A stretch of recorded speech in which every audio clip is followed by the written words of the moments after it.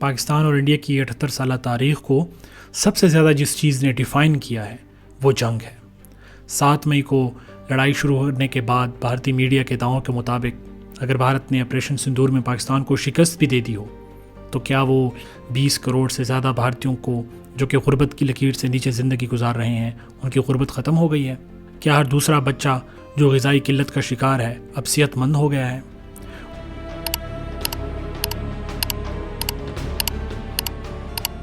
اور اگر پاکستان نے دشمن کے طیارے بھی گرا دیے تو کیا یہ وہ کامیابی ہے جو اسکول کھولنے، اسپتال بنانے یا غربت مٹانے پر آ سکتی تھی؟ ہرگز نہیں۔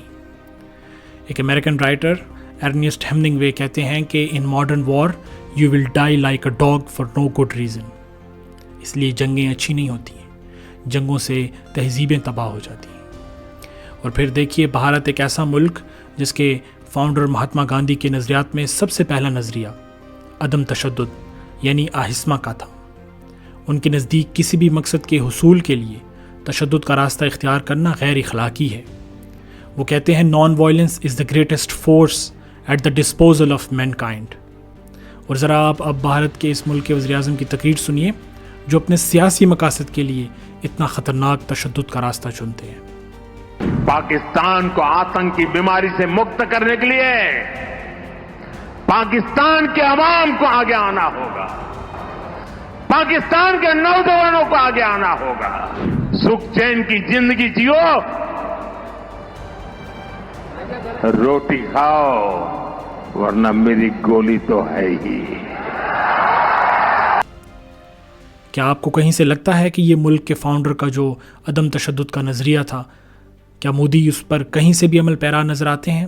ہرگز نہیں، بلکہ یہاں پر تو اپنے مہاتما گاندھی کے قاتل کو بھی ہیرو سمجھا جاتا ہے۔ مسلمانوں کے لیے دشمنی یہاں کی پالیسی کا حصہ بنا دیا گیا ہے۔ یہ قوم چاند پر تو پہنچ گئی ہے مگر اس کا میڈیا اب بھی پاکستان کا GPS ٹریک کر رہا ہے۔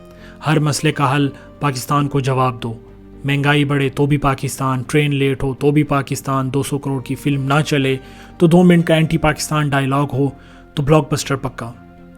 8000 سے زیادہ ہندو کینڈیڈیٹس اگر الیکشن لڑیں اور وہیں اگر ایک کشمیری مسلمان الیکشن لڑے تو سارا ہندوستان خطرے میں پڑ جاتا ہے۔ کتابیں پڑھنے والے اور انٹلیکٹ کی باتیں کرنے والوں کو BJP کی حکومت نے اربن نکسل جبکہ گاؤں ماتا کے نام پر قتل کرنے والوں کو گاؤں بھگت قرار دیا ہے۔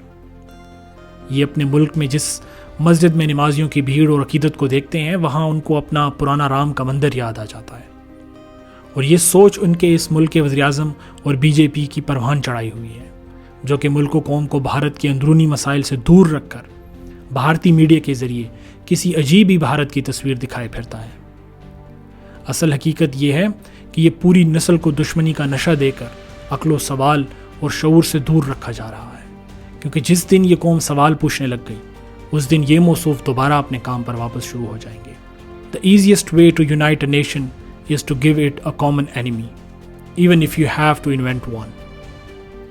اور یہ بھی یہی کر رہے ہیں۔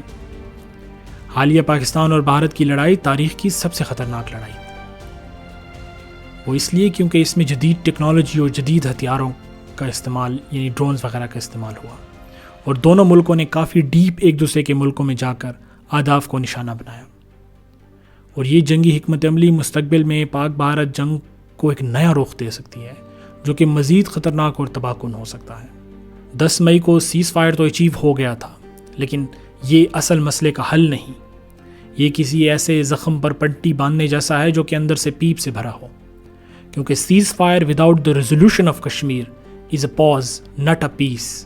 یہ ایک وقفہ ضرور ثابت ہو سکتا ہے لیکن کوئی مستقل حل نہیں، کیونکہ اگر ہم تاریخ میں دیکھیں تو 1998 کا سیز فائر 2002 میں ختم، 2003 کا سیز فائر 2008 میں ختم، اور پھر 2021 کا سیز فائر حالیہ لڑائی میں ختم، جس کا مطلب یہ ہے کہ every conflict set a stage for the future confrontation.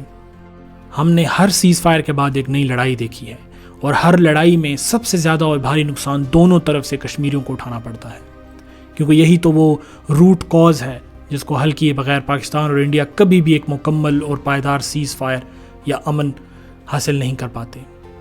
کیونکہ حال ہی میں جو کچھ ہوا بھارت کی جانب سے، نہ تو اس کو اس کا کوئی ثبوت دیا گیا کہ کیسے پاکستان نے فیسیلیٹیٹ کر کے پہلگام میں حملہ کروایا؟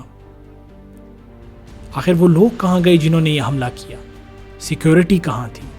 آخر یہ تب ہی کیوں ہوتا ہے جب بی جے پی کے اس شخص کو لگتا ہے کہ وہ پاکستان کا چورن بیچ کر اچھا خاصا الیکشن جیت سکتا ہے؟ کہیں یہ سب کچھ اپنے سیاسی مقاصد کے لیے تو نہیں ہو رہا؟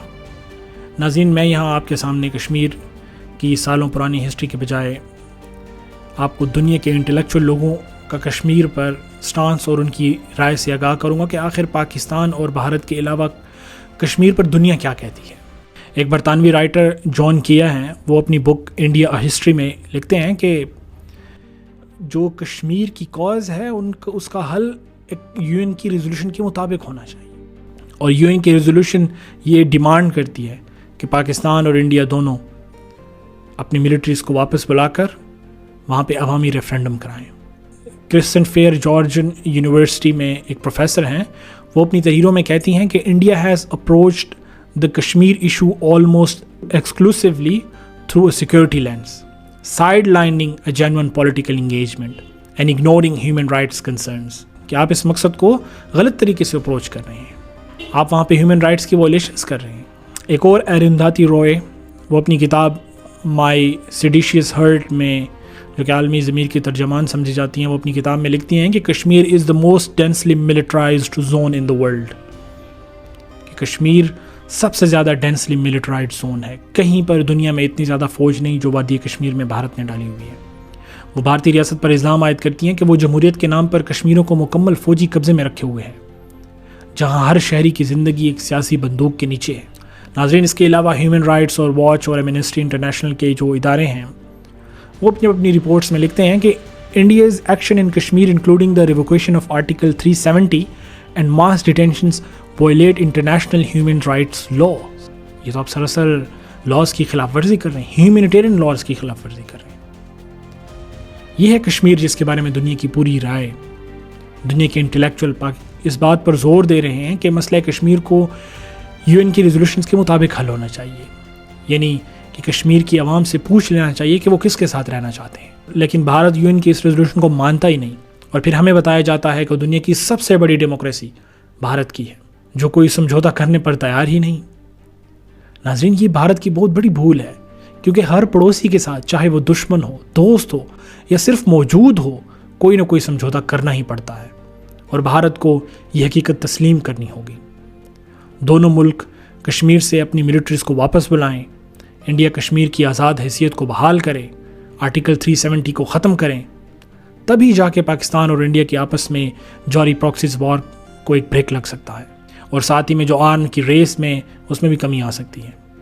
اور رافیل گرنے کے بعد بھارت کو اب اپنی دفاعی صلاحیتوں پر پتہ نہیں مزید کتنا خرچ کرنا ہے، کیونکہ وہ آلریڈی ہی دنیا میں اچھی سے اچھی چیز پاکستان کے خلاف استعمال کر چکا ہے، جیسا کہ بھارت اسرائیلی ڈرون، رشیا کا دفاعی نظام اور فرانس کے طیارے استعمال کرتا ہے۔ جنگ ختم ہونے کے بعد اب پاکستان اور بھارت دونوں دنیا بھر میں اپنے موقف کے حق میں سفارتی کوششیں کر رہے ہیں۔ پاکستان کی جانب سے وزیر اعظم شہباز شریف، وفاقی وزراء اور آرمی چیف سفارتی دوروں پر مصروف ہیں۔ ان دوروں میں وزیر اعظم سب سے پہلے ترکی گئے، پھر ایران، اس کے بعد آذربائیجان اور تاجکستان کا دورہ کیا۔ ان ممالک کا انتخاب اس لیے ہے کیونکہ ترکی اور آذربائیجان نے پاکستان کے خلاف حالیہ لڑائی میں پاکستان کی کھل کر حمایت کی ہے، جبکہ ایران نے کشمیر کے مسئلے پر ثالثی کی پیشکش کی۔ ناظرین، آپ شاید آذربائیجان اور تاجکستان جیسے ملکوں کے نام سن کر حیران ہوں گے کہ پاکستان ان کی طرف کیوں بڑھ رہا ہے۔ اس کی سب سے بڑی وجہ یہ ہے کہ بھارت کی تاجکستان میں ایک مشترکہ ایئر بیس موجود ہے، جس سے پاکستان کو خطے میں اپنے سفارتی اثر و رسوخ کو بڑھانا ضروری ہو گیا ہے۔ دوسری طرف بھارت نے بھی اپنی ایک تکنیکی چال چلنا شروع کر دی ہے۔ جیسا ہی بھارت نے دیکھا کہ ترکی اور آذربائیجان پاکستان کی حمایت کر رہے ہیں، اس نے فوری طور پر آرمینیا کو سپورٹ کرنا شروع کر دیا ہے۔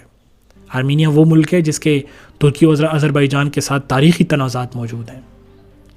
2020 کے بعد بھارت نے 43% اسلحہ آرمینیا کو برآمد کیا ہے۔ اس کے علاوہ بھارت نے بنگلہ دیش میں بھی اپنی سفارتی سرگرمیاں جاری رکھے ہوئے ہیں، خاص طور پر اس وقت جب شیخ حسینہ کی حکومت ختم ہوئی تو پاکستان اور بنگلہ دیش کے درمیان سفارتی اور عسکری سطح پر ملاقاتیں ہوئیں، جو بھارت کے لیے باعث تشویش ہیں، کیونکہ بھارت کبھی نہیں چاہتا کہ پاکستان خطے میں دوبارہ فعال ہو، خاص طور پر جب وہ پہلے ہی چین کو سفارتی طور پر کھو چکا ہے اور اس کے نتائج بھگت رہا ہے۔ یہ بھارت کی ایک بہت بڑی سفارتی ناکامی تصور کی جا رہی ہے، کیونکہ اگر کسی ملک کو عالمی طاقت بننا ہے تو اس کی سفارتی کوششیں اس کی فوجی طاقت سے زیادہ مؤثر ہونی چاہیے، اور فی الحال بھارت اس میدان میں پیچھے نظر آ رہا ہے۔ ناظرین، مزید اسی طرح کی ویڈیوز دیکھنے کے لیے ہمارے ساتھ جڑے رہیے۔ والسلام۔